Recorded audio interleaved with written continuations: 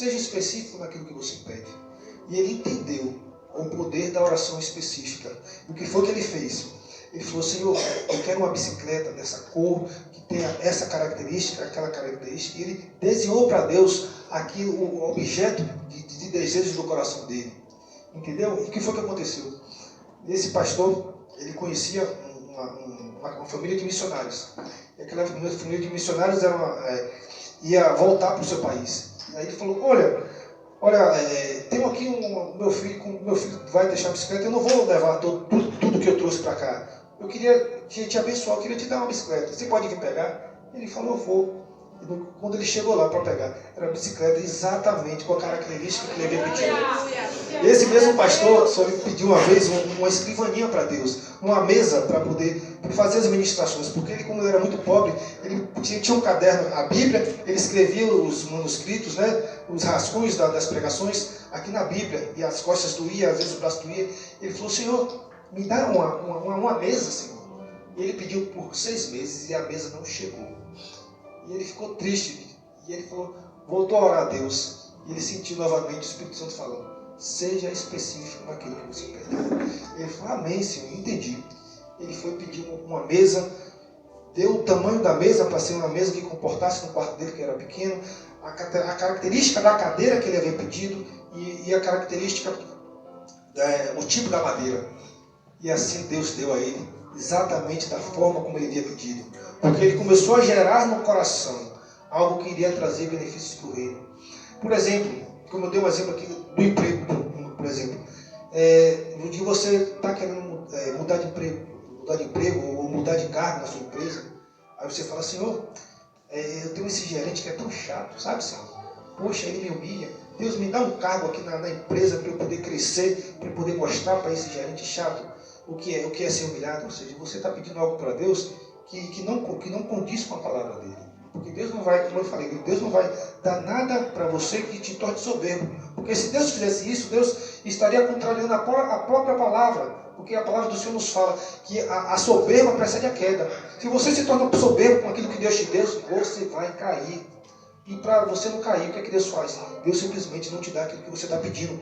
Porque aquilo que você está pedindo vai de encontro à palavra dele. Então, quando você for dobrar seu joelho para pedir algo para Deus, seja específico na sua petição e você apresente para Deus os motivos pelos quais você quer aquele objeto da oração. A palavra do Senhor nos fala, eu não lembro qual é o capítulo agora, meu pastor, que fala o seguinte, apresente-me suas razões para que eu possa te justificar. O que é que Deus está falando com isso aqui? Quando você for entrar no seu quarto, no seu lugar secreto para pedir algo a Deus, apresente para Deus o motivo pelo qual você quer essa bênção que você tanto procura. Amém? Porque quando você fizer isso, Jesus, que é o nosso advogado, ele vai chegar para Deus, Pai, e vai falar, Pai, olha o teu servo. Ele está pedindo isso pelos motivos corretos, motivos que vão te trazer alegria, motivos que estão baseados na Bíblia, motivos que vão trazer alegria ao seu coração. E o que é que Deus faz? Deus concede aquilo que você pediu. Então seja específico no seu pedido e apresente a Deus de uma forma clara. Eu vou dar um exemplo meu pessoal. Eu trabalhava numa empresa e pensa numa chefe que eu tinha que era pensa numa pessoa assim educada, para não dizer o contrário, pastor. Uma mula em pessoa. E aí eu falava, Senhor, poxa, eu preciso de emprego, eu preciso mudar de trabalho, mudar de emprego, Senhor. E eu comecei a pedir isso para Deus. Mas eu não pedia a Deus para sair da empresa, para de repente, para que eu crescesse mais do que eu cresci, porque às vezes nós temos isso, nós seres humanos. Às vezes queremos algo para mostrar para o outro que Deus nos deu. Às vezes queremos crescer mais do que o outro para podermos mostrar, nos esfregarmos na cara, eu sou mais do que você. Nisso Deus não dá. E aí, certa feita, eu estava orando ao Senhor, pedindo a Deus uma direção para poder sair de emprego. E eu comecei a orar, Senhor, meu salário, Senhor, é um salário que não é, assim, um salário que seja, como é que eu poderia falar? Não é compatível com aquilo que eu desejo para abençoar a obra. Entende? Nessa época eu ganhava, assim, era bem pouquinho. E aí eu pedi ao Senhor, me troca de emprego, Senhor Deus, para que eu tenha uma renda maior, para que eu possa aumentar o meu dízimo e a minha oferta diante de Ti. Eu apresentei para Deus algo que tocou no coração dele. Eu chamei a atenção de Deus com aquela oração. Eu fui específico: Senhor, me abençoa, porque se o Senhor me abençoar, eu vou poder entregar mais para a obra. Eu vou poder ofertar mais para a obra. O meu dízimo vai ser maior. Agora deixa eu te falar uma coisa aqui. Se você fizer esse tipo de oração, Deus, me abençoa financeiramente, um exemplo, nesse caso meu específico. Quando você orar para Deus, para que algo material, por exemplo, nesse caso, seja exagerado o seu pedido, sabe? Porque para Deus, um exemplo, o dízimo de R$1 ou de R$1.000 é a mesma coisa. Para Deus o trabalho é o mesmo. Então, se o trabalho para Deus é o mesmo, peça para você dar R$1.000 de dízimo. Peça para Deus dar R$1.000 de dízimo. Entende? Assim, e foi isso que eu fiz. Eu orei a Deus. E Deus me abençoou. E assim, o salário que eu recebia, eu comecei a entregar de oferta. Comecei a entregar de dízimo. E aquilo me trouxe uma alegria, porque eu entendi o poder de uma oração específica. E o poder de uma oração que toca no coração de Deus. Eu não queria para poder afrontar o outro. Para dizer, você me pagava pouco, agora o que eu ganho, o que eu dizimo, agora o que eu ganhava. Não, longe disso, porque ninguém sabe o que eu dizimo. Entende, pastor? Então, quando você for orar, seja específico e seja audacioso nas suas orações. Amém? Vamos para frente. Aí todos conhecem aqui essa passagem. E vai falar aqui que Ana fez esse voto. E Deus, quando Ana fez esse voto, chamou a atenção de Deus. Deus falou assim: olha, agora ela orou de uma forma cara, agora me agradou a oração dela. E aí, certo dia, a Bíblia vai falar que ela foi ao templo orar. Enquanto ela estava orando, ela estava amargurada, estava angustiada de alma. E ela apenas balbuciava. A palavra não saía. E o sacerdote ali, ele percebeu isso e pensou que ela estava embriagada. E falou: mulher, se aparta do vinho. Ela falou: não, meu senhor, não estou embriagada. Eu estou com a alma angustiada. Aí ele entendeu que ela estava triste. E ele falou: que o Deus de Israel conceda aquilo que você está pedindo. É interessante isso aqui, porque a palavra que sai do altar, ela tem poder. Quando algum pastor, algum pregador vier aqui e liberar palavras de bênção sobre a vida de vocês, vocês tomem posse. Quando eu tomo posse, eu creio que vai acontecer. Não fica disperso não, porque uma palavra dessa que sai daqui do altar pode mudar a sua vida. Pode mudar a sua vida, porque foi isso que ela fez. Ela comentou com o profeta, com o sacerdote, e ela está angustiada. Ele percebeu e ele falou que os Deus de Israel te conceda aquilo que você pediu. E interessante porque quando sai do altar uma palavra de bênção, Deus confirma a palavra daquele que está liberando. E é interessante, e é um fato isso, quando na própria palavra de Deus aqui, vai trazer mais à frente, a vida de Elias. Elias falou: conforme a minha palavra, não choverá por 3 anos. Deus não tinha falado nada, mas só que quando o profeta falou, Deus carimbou aquilo que o profeta tinha falado. Então a palavra que sai do altar, a palavra que sai do seu pastor, a palavra que sai do pregador, ela tem poder. Tem poder para transformar a sua vida, tem poder para te tirar do problema. Então você tem que tomar posse disso, toma posse mesmo. Você agarra aquilo e grava na tábua do seu coração. E eu estou vivendo isso. Esses dias eu estava passando por uma situação bem complicada. Eu estava numa tristeza de alma que estava me angustiando demais. E na igreja lá, o pastor da igreja falou assim: eu libero sobre a vida de vocês uma unção. Eu libero sobre a vida de vocês algo sobrenatural. E algo sobrenatural vai acontecer até o dia 31 de dezembro. Aquilo veio como uma flecha no meu coração, mas não foi uma flecha para me ferir, foi uma flecha que trouxe alegria para minha alma estava angustiada. E eu tomei aquela palavra como algo verdadeiro, como se fosse Deus falando comigo. E aquilo me trouxe uma paz, aquilo me trouxe um alento, mudou uma chave em mim. Eu tinha entrado naquele culto com uma tristeza tão grande, mas a palavra daquele pastor me trouxe esperança. A palavra que saiu do altar me trouxe a esperança que eu tinha perdido.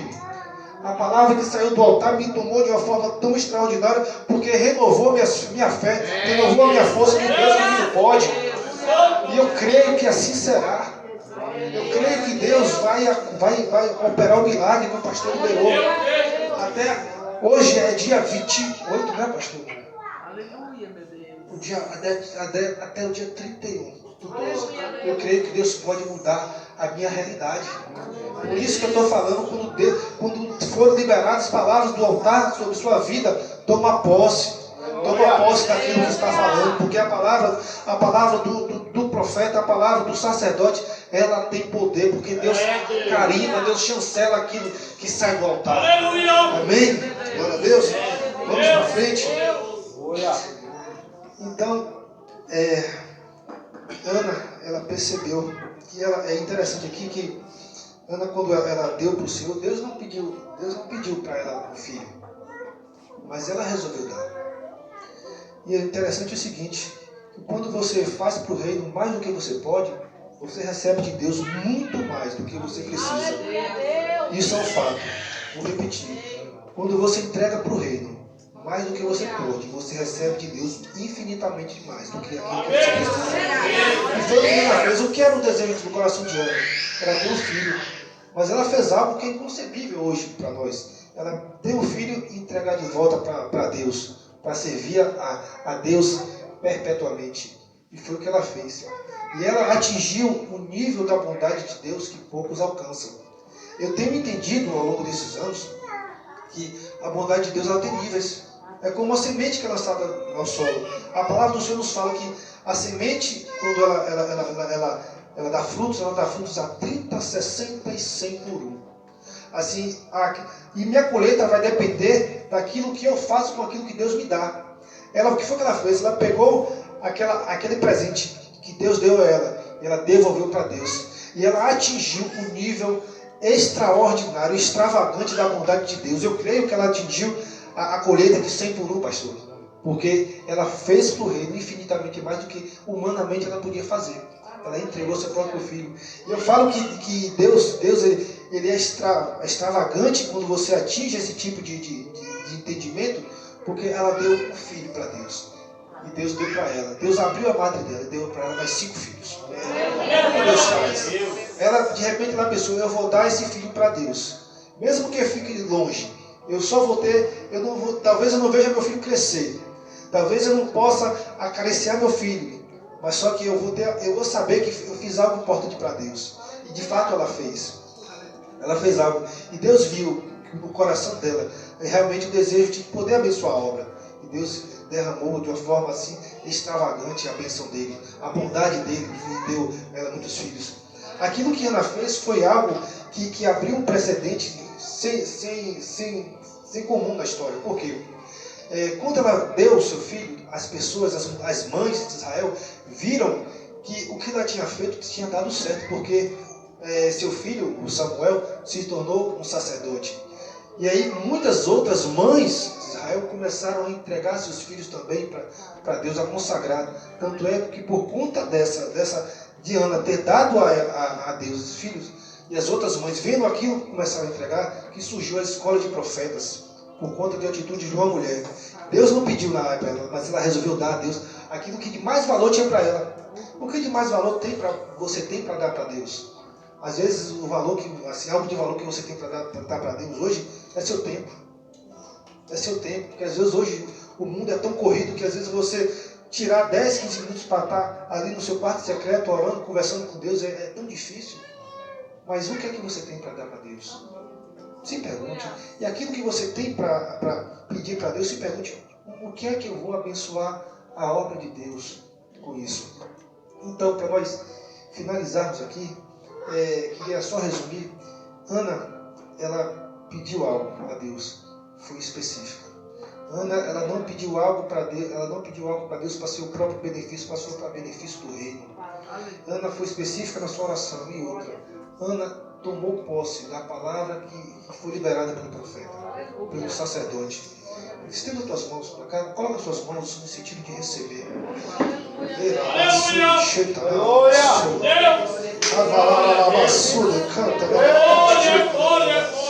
Senhor Jesus, está aqui o teu povo, Senhor Deus. Papai, com a autoridade que